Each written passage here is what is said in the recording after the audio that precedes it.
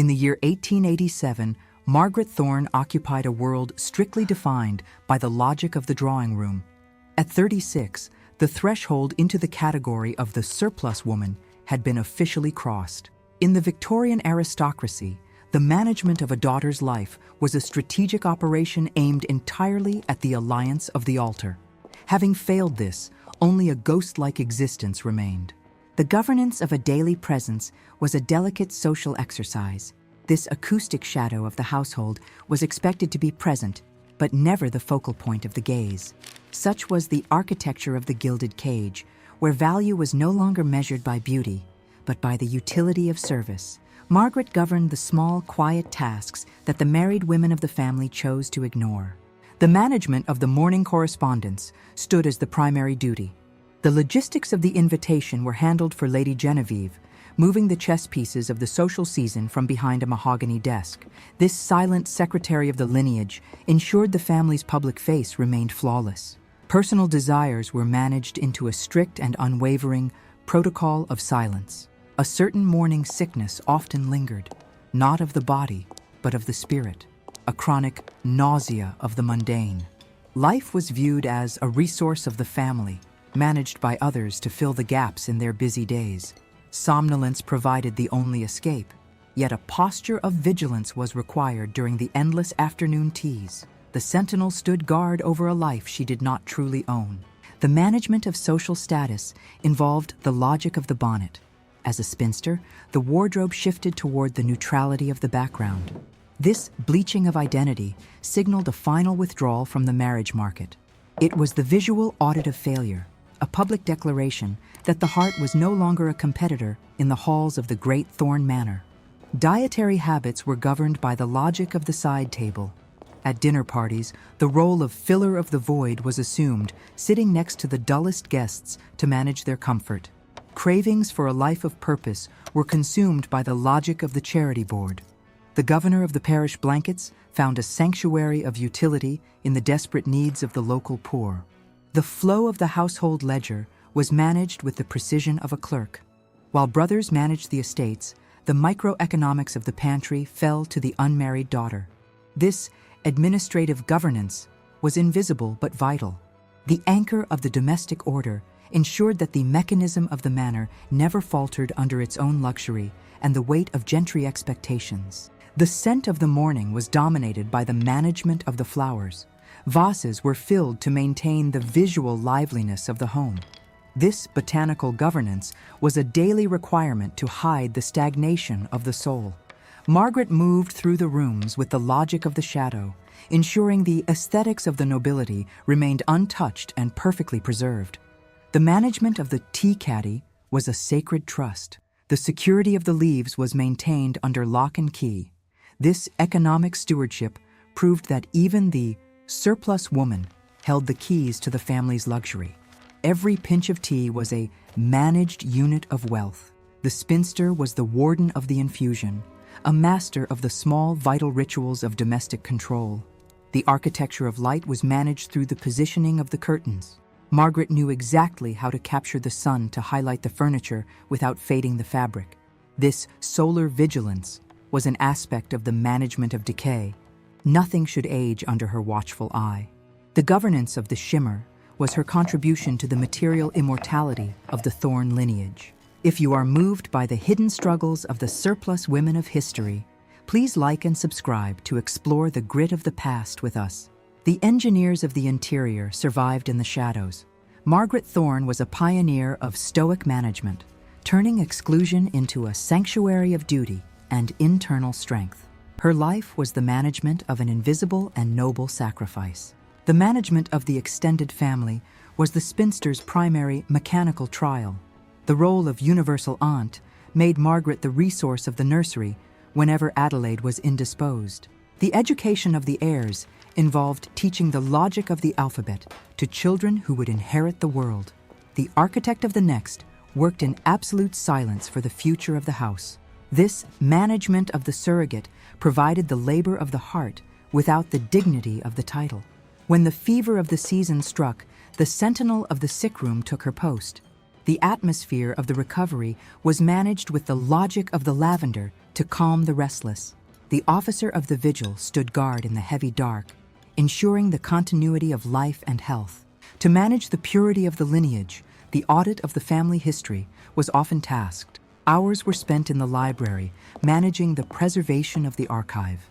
The custodian of the ancestral voice ensured the memory of the great was never lost. The warden of the past lived in a world defined by old paper and the scent of fading ink and the dust of several centuries. The management of an internal landscape involved the ritual of the needle. The mending of the spirit was conducted through the architecture of the lace. Every stitch was a managed emotion, a way to govern the turbulence of the heart. The engineer of the silent pattern created beauty to be tucked away in the drawers of the forgotten, away from the prying eyes of society. Before the era of professional nursing, the logic of the poultice was managed by hand. The alchemy of the stillroom turned herbs into chemical shields against pain. This biological sovereignty was the only place where the power of the cure was held. The threshold of the breath was managed, guiding the elders toward the silence of the end with dignity and unwavering care. Cravings for intellectual stimulation were satisfied by the secret library. An education of the mind was managed in the hours when the house was asleep. This architecture of the interior was a hidden world where Margaret Thorne was the governor of her own thoughts. The light of the candle was managed as if it were the flame of her own soul, fighting against the dark. The wise woman of the parlor would often counsel the logic of resignation. The life of a spinster was a managed sacrifice. This social contract was the only way to avoid the isolation of the governess. The managed dependent maintained a grit of the spirit that no one else saw. The anchor of the family remained steady, strong, and silent in her difficult post. The logistics of the holiday were managed with a tired hand. While others celebrated, the provisioning of the feast was overseen from the shadows. The manager of the merriment worked for everyone but herself. The gleam of the silver reflected a cold, polished life kept on a shelf. The sentinel of the celebration managed the order of the joy for the entire vast lineage. The management of the nursery meals was a daily precision. The nutritional governance of the children was a task of resource allocation. The architect of the growth ensured the young lords were fed. This domestic stewardship was the bedrock of the family's future strength. Margaret governed the rhythm of the spoon with a patient, practiced, and firm grace. The correction of behavior was managed through the logic of the moral. The spinster was the warden of the virtue, ensuring the ethics of the nobility were instilled. This pedagogical management was the anchor of character. She turned the wildness of the youth into the order of the aristocracy through the silent and rigorous architecture of the lesson of tradition. Margaret also managed the health of the servants. She was the first to notice a slumped shoulder or a persistent cough. This vigilance of human capital kept the manor functioning. She managed the rhythm of service like an invisible conductor, ensuring the mechanics of comfort never stopped. She was the manager of the home's hidden vitality, the soul of the human infrastructure. The management of external morality was the spinster's sovereign domain. As the guardian of the parish virtue, the logistics of the soup kitchen were overseen. Scraps of the manor were turned into the survival of the village. This economics of the leftovers was a trick of resource management that fed the hungry in the cold winter months under a gray London sky. The vigil of the visit was a weekly social performance. The audit of the cottages was managed to ensure the logic of cleanliness was maintained by the laborers. The sentinel of the empire's standards acted as a micro-governor of the local soul. The distribution of the tracts provided the nutritional bread of the spirit to the poor, managing the neighborhood morals. To manage the purity of the environment, the altar guild was organized. The architect of the church florals used the logic of the garden to honor the hearth of the divine. This acoustics of the prayer provided a sanctuary of equality before the eye of the Creator. The visual purity of the sacred space was meticulously managed, turning petals into a tribute. Dietary habits in the village were managed by the Kitchen of Mercy. The earth's breath was used to create tonics for the elderly. This medical management was the only title of authority available. The officer of the ointment employed a trick of biological governance that earned the respect of the gritty. The manager of the village pulse was absolutely vital. Cravings for a home were met with the governance of the schoolroom. The logic of the sewing class was managed, teaching young girls the architecture of the seam. This transfer of the skill was a trick of economic preparation for their future labor.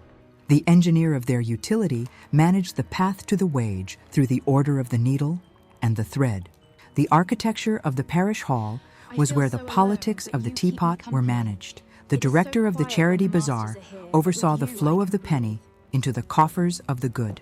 The fiscal agent of the faith ensured that the order of the church was always supported. The math of the mercy was managed with a steady, firm hand, converting charity into social order. If you have a story of a forgotten woman in your family tree, please share your legacy in the comments. The keepers of the small wonders deserve honor. Margaret was a manager of the micro world, ensuring the rhythm of the village never faltered. The first witness to the miracle of the managed community lived within the legacy of the unmarried and the forgotten. The silence of the heart was managed with a vigil of the mind. Social sovereignty was denied, but moral governance was claimed as a right. The anchor of the parish soul provided a cradle of security in a world of poverty. The manager of the most holy turned the ordinary into the sacred with every single managed step in the mud and the local cold. The logistics of the parish coal were managed during the frost. The heat of the poor was a resource allocation task. Margaret Thorne acted as the governor of the warmth, ensuring that no widow was forgotten. This thermal management of the village was a contract of care. The steward of the cold kept the flame of the community alive against the biting ice. The management of the burial fund was a somber duty. The economics of the end were overseen to ensure the dignity of the grave for the laborers. This final governance was a protocol of respect. The officer of the departure managed the logistics of the shroud. She was the sentinel of the transition, ensuring the order of the death was kept to the sacred rite. Margaret managed the report of souls. She knew who was sick, who was hungry, and who was losing faith. This spiritual vigilance was the glue of the parish. She managed the hope of the gutter through small acts of providence. She was the invisible architect of social well-being, managing the collective pain with the strength of her own silent and deep resilience. The management of the public face of the home was conducted in the parlor. This domain of the social soul required the clarity of the wood to be managed with linseed oil. This liquid gold was rubbed into the mahogany until it reflected the glow of the hearth. The visual audit of the status was a primary sign of domestic care and labor for the entire house. The logic of the mirror was managed with old newspapers and methylated spirits. This abrasive clarity ensured the threshold of the reflection was never blurred by streaks. The architect of the shimmer ensured the home looked miraculously maintained. This management of the impression was the social currency in the neighborhood society and the reputation. To manage the luster of the silver, the potato water soak was employed. The starch from the boiling water acted as a gentle solvent for the tarnish. This logic of the waste turned the water from dinner into the chemical for the display. The utility of the liquid was managed, ensuring that no resource was ever lost to the drain of the great kitchen sink. Somnolence in the afternoon was managed by the rhythm of the needle. Sitting idle was not an option. The mending of the lace was managed while Lady Genevieve received guests. This productive rest was the architecture of the mind. Management by boredom was impossible, as there was always a task of the hearth to fulfill. The sentinel watched through the frame. The management of the social visit involved the emergency tea. The logistics of the tray were kept ready to be activated by the maid. This was the logistics of the hostess, ensuring a graceful reception at a moment's notice. The management of the social contract was a performance of ordered hospitality that Margaret Thorne mastered with a cold, polished grace. Dietary habits for guests were managed by the tray of the three. The butler was instructed to serve a sweet, a salt, and a bitter. This harmony of the palate ensured the satisfaction of the soul. The psychology of the meal was managed, knowing the presentation of the plate was as vital as the flavor of the food for the local reputation and the dignity. The architecture of the sitting room was designed to manage the conversation of the evening. Chairs were arranged in a circle of engagement to preserve the art of the dialogue. The manager of the family bond worked to maintain the social intimacy of the home. The curator of the atmosphere governed the rhythm of the parlor with a quiet and firm hand. The management of the night vigil involved the warming pan. A heavy brass vessel filled with coals was used to anoint the sheets with heat. This mechanical management of comfort ensured a cradle of warmth for the others. The guardian of the sleep managed the transition from the light to the sanctuary of the dark every night for the whole house. The calendar of the week was used to manage the sacred pattern of the chores. Monday was for washing, Tuesday for ironing, Wednesday for the larder. This ordered life provided a sense of security. The architect of the routine knew that the management of the small led to the stability of the great. The rhythm of the manor was steady, predictable, and iron. To manage the purity of the air for guests, a piece of charcoal was tucked behind the curtains. This static filter absorbed the smells of the city and the cigars. The architect of the atmosphere was invisible but powerful. The hands of the spinster were always moving, managing the micro-environment of the home to ensure the peace of the social soul in 1887. The management of the candle snuffing was the final ritual. The economics of the light were overseen to prevent waste. This luminous governance ensured the safety of the manor against fire and shadow. Margaret was the warden of the spark, the one who walked the halls in the silence of the duty. The governance of the night was her final performance of the day. Margaret also managed the comfort of the hounds. She was responsible for the canine logistics, ensuring the house animals were fed and calm. This management of nature indoors was a relief for her own loneliness. She spoke to the dogs when the protocol of silence with humans was too heavy. She was the manager of the unspoken affection that kept the home warm. The spinster of 1887 was the master of the interior threshold. The dignity of the marriage bed was missing, but the agency of the hand was absolute. The management of the household was a sacred governance of the physical and moral world. Every selfless act was a symbolic performance of love. The personal bloom was traded for the stability of the family tree. We look back at 1887 and see social exclusion, but the incredible resilience must also be seen. The management of the aristocratic sanctuary was a successful collaboration with the logic of the hearth. No title was held, but the strength of the spirit and the wisdom of the vigil were hers. Margaret was the pioneer of unseen care in the family manor. The cycle of the hearth is eternal. The secrets of the surplus women were the foundations of the architecture of Victorian comfort. The management of the past is the key to the present. The sacred labor of those who manage the fire of the kitchen and the silence of the library is honored. These were the engineers of the soul in the quiet house. The Sentinel of History closes the book on the surplus women. The noise of the heart remains the same across the decades. The management of the fragile essence is a lifelong vigil that connects us to Margaret Thorne. Her iron will is visible in every managed corner of the historical record. The silent ancestor stands behind the family tree today. The visual audit of the past shows a world of ordered beauty amidst the restriction. The sanctuary of the manor was decorated, and the aesthetics of the hearth were managed. The management of life was a refinement of the spirit.